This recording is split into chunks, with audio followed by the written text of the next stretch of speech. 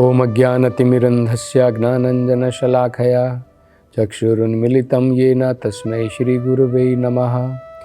नमो ओम विष्णुपदाय कृष्णप्रेष्ठाय भूतले श्रीमते भक्तिवेदान्तस्वामिनिति नामिने। नमस्ते सरस्वते देवे गौरवाणी प्रचारिणे निर्विशेष शून्यवादी पाश्चात्य देशतारिणे। जय श्री कृष्ण चैतन्य प्रभु नित्यानंद श्री अद्वैत गदाधर श्रीवासदि गौर भक्तवृंद। हरे कृष्णा कृष्ण कृष्ण हरे हरे, हरे राम राम राम हरे हरे। हरे कृष्ण। तो पिछली कथा में हम चर्चा कर रहे थे, नारद जी महाराज युधिष्ठिर को उन्होंने अंत में बताया, अकरोत अघम आत्मजे। हिरण्यकशिपु ने अपने पुत्र प्रहलाद, आत्मजे जो उनका स्वयं का पुत्र था, अकरोत अघम, उनके ऊपर अनेकों प्रकार के पाप कर्म किए, उनको अनेकों प्रकार की यातनाएं दी, उनको कष्ट में डाला, उनका अपमान किया, अपेक्षा की। और वो भी कौन थे?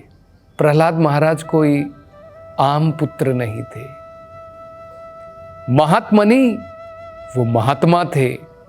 महाभागवते, महान भक्त थे। तो इस प्रकार के पुत्र के ऊपर जो भगवान के महान भक्त हैं, उनके ऊपर इतने कष्ट हिरण्यकशिपु ने प्रदान किए, तो महाराज युधिष्ठिर ये सुन करके उनको बड़ा आश्चर्य हुआ। तो अपने आश्चर्य में अब वो नारद जी से प्रश्न पूछते हैं। नारद जी के लिए वो दो शब्दों का प्रयोग करते हैं। एक कहते हैं देव ऋषि, दूसरा कहते हैं सुव्रता। हे नारद जी, आप देव ऋषि हैं और आप सुव्रता हैं। कृपा करके मुझे ये बताइए कि अपने ऐसे महान पुत्र के ऊपर जो भगवान का श्रेष्ठ भक्त है, क्यों इतने प्रकार की यातनाएं हिरण्यकशिपु ने अपने पुत्र को प्रदान की? क्या कारण था इसका? क्यों ऐसा किया? तो देखिए, वो कह रहे हैं कि ये जो मुझे संदेह आया है, इसका निवारण कीजिए।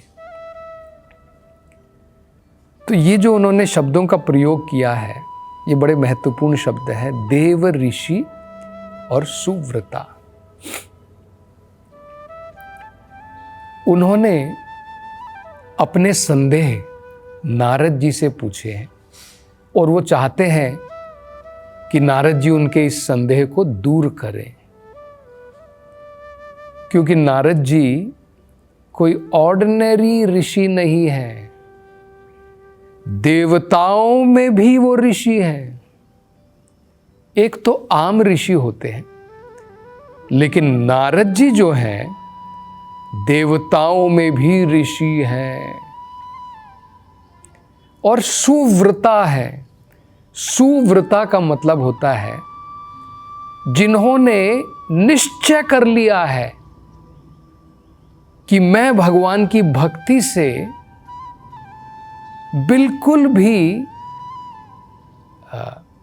मतलब जैसे कहते हैं एक निष्ठा के साथ में भगवान की भक्ति में लगे रहना, और बिल्कुल भी अलग दिशा में उनका कोई झुकाव नहीं था।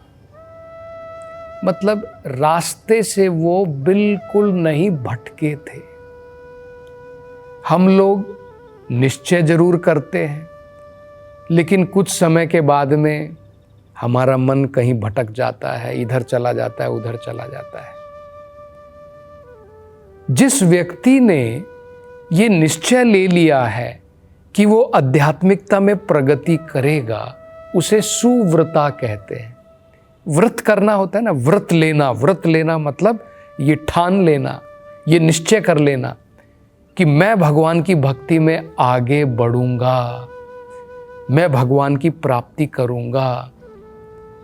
ये निश्चय बड़ा महत्वपूर्ण है। मतलब क्या है कि भगवान के विषय में अगर हम समझना चाहते हैं, भगवान के श्रेष्ठ भक्तों से ही समझ सकते हैं।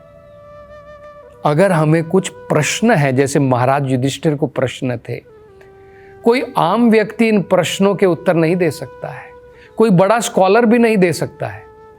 जिसने बड़ी संस्कृत के पाठ पढ़ लिए हो, हम उनके पास में जाएं, भाई भागवत में ये कहा है, इसका अर्थ समझाइए। केवल संस्कृत मात्र जान लेने से व्यक्ति शास्त्र नहीं समझ सकता है। शास्त्रों को समझने के लिए व्यक्ति को भगवान की भक्ति, उसमें प्रवीण होना महत्वपूर्ण है।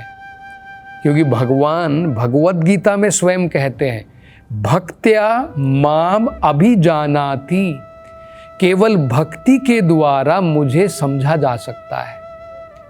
भगवान ने भगवद गीता में ये नहीं कहा ज्ञानात माम अभिजानाति, भाई तुम मुझे ज्ञान के द्वारा समझ सकते हो, योगात अपि जानाति, योग के द्वारा मुझे समझा जा सकता है। भगवान ने स्पष्ट रूप से कहा है भक्तया माम अभिजानाति, यावन यश्चास्मि तत्वतः, तत्व में सही प्रकार से अगर समझना है भगवान को तो केवल भक्ति के द्वारा। तो देव ऋषि नारद से बढ़कर के कौन भक्त हो सकता है। इसलिए युधिष्ठिर महाराज को जो प्रश्न थे, जो संदेह था, जो डाउट थे, वो देव ऋषि नारद जी से पूछ रहे हैं और कह रहे हैं कि कृपा करके ये संदेह दूर कीजिए, ये जो डाउट मेरे मन में आ गए हैं कि इस प्रकार के महान पुत्र को, जो महाभाग्यवान भक्त है, जो महाभागवत भक्त है, जो महात्मा है, ऐसे महान भक्त को, जो उनके स्वयं के पुत्र भी हैं, उनको इतना कष्ट प्रदान किया स्वयं के पिता ने।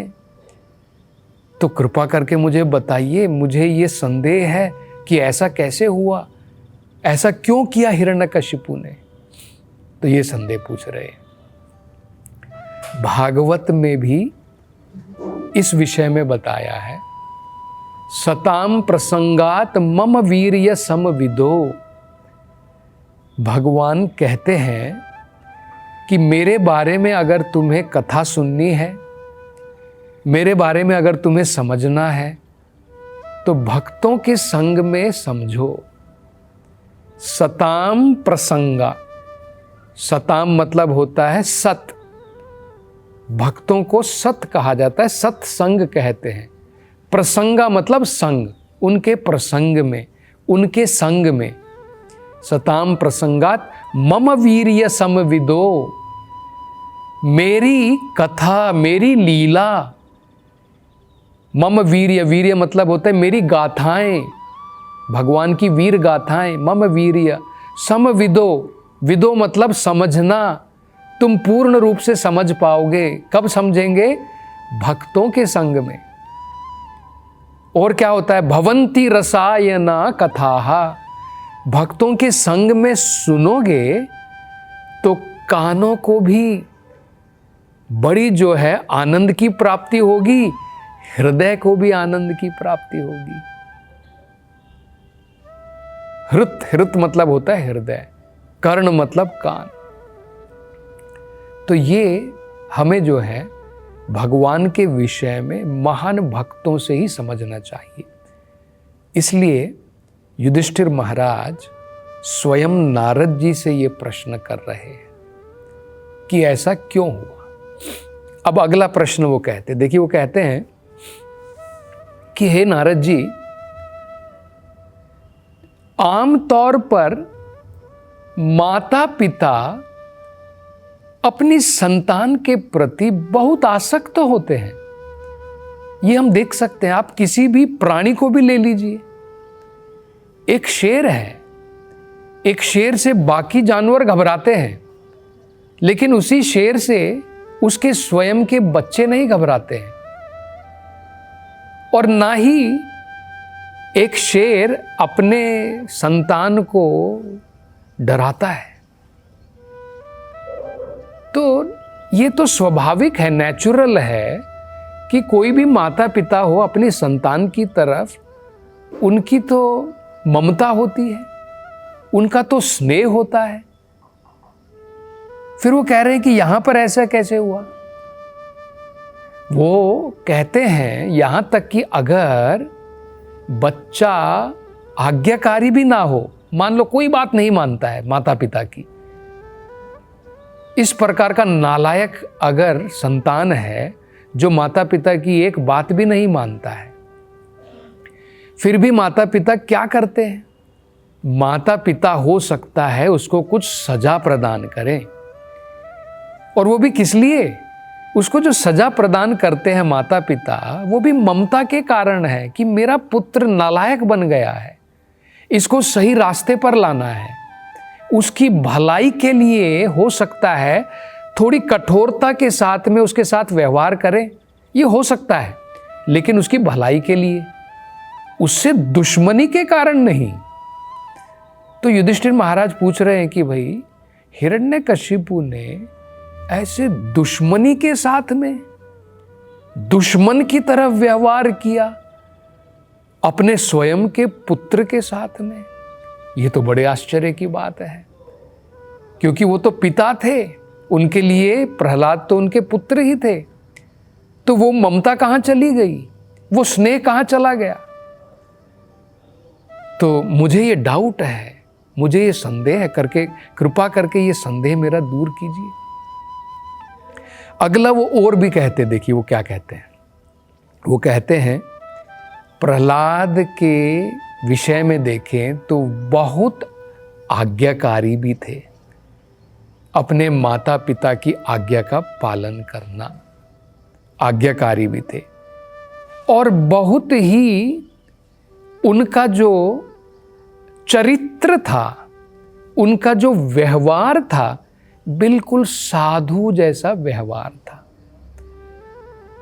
अभी कई बार क्या होता है कि हम लोग बाहरी रूप से व्यवहार कर सकते हैं, लेकिन यहाँ पर हम देखते हैं कि प्रहलाद महाराज बड़े आज्ञाकारी भी थे, अपने माता पिता के प्रति उनका आदर भाव भी था, अपने पिताजी के प्रति बड़ा आदर भाव था। पिताजी को देखते तो वो दंडवत प्रणाम करते थे, तो आदर भाव भी था अपने पिताजी के प्रति। उनका चरित्र भी बहुत अच्छा था, उनका व्यवहार भी बड़ा जो है कुशल व्यवहार था, और बड़े आज्ञाकारी भी थे। लेकिन फिर भी वो कहते हैं कि ये विरोधाभास है, ये विरोध है कि भाई ऐसे आज्ञाकारी पुत्र को, ऐसे पुत्र को जिसका चरित्र इतना अच्छा है, जिसका व्यवहार इतना अच्छा है, जो अपने माता पिता की आदर भी कर रहा है, इस प्रकार के पुत्र को न केवल सताना, न केवल अनेकों प्रकार की यातनाएं देना, हिरण्यकशिपु ने मारने की भी कोशिश की। अंत में तो हिरण्यकशिपु ने यही ठान ली थी, पहले तो बहुत प्रयास किया अलग अलग प्रकार से कि मैं प्रहलाद की बुद्धि को बदल दूं, शंडा अमरका के पास में भेजा कि तुम जाओ वहां पर शिक्षा प्राप्त करो। आगे हम देखेंगे, नारद जी ये बताएंगे। युधिष्ठिर महाराज ने जो प्रश्न पूछे हैं उनके उत्तर देते हुए बताएंगे कि हिरण्यकशिपु ने बहुत प्रयास किया प्रहलाद महाराज की बुद्धि को बदलने का। प्रहलाद महाराज स्वाभाविक तरीके से ही, नेचुरली ही भगवान की भक्ति में लीन रहते थे, खेलने कूदने का भी उनको कोई शौक नहीं था, बचपन से ही पूर्ण रूप से भगवान के विचारों में डूबे रहते थे। ये तो हमने नारद जी ने बताया है ऑलरेडी। तो इस बुद्धि को बदलने के लिए हिरण्यकशिपु ने बहुत प्रयास किया।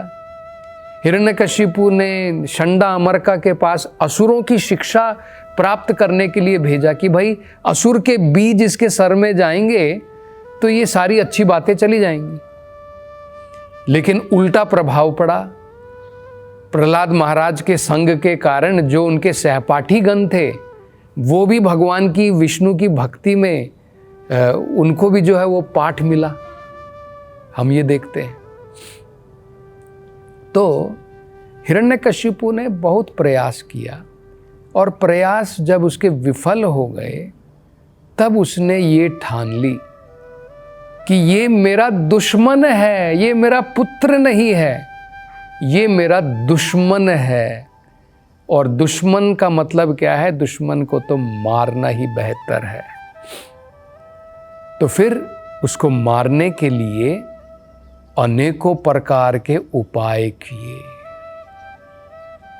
होलिका के द्वारा, उनकी बहन के द्वारा जलाने का प्रयास किया, ऊपर के पर्वतों से फेंका। ये हम देखेंगे आगे जो है नारद जी विस्तार से प्रहलाद महाराज को किस प्रकार से यातनाएं दी उसके बारे में बताएंगे। तो अब आगे नए अध्याय में नारद जी युधिष्ठिर महाराज के पूछे हुए इन प्रश्नों का उत्तर प्रारंभ करेंगे, जिसकी चर्चा हम अगली कथा में करेंगे। हरे कृष्णा।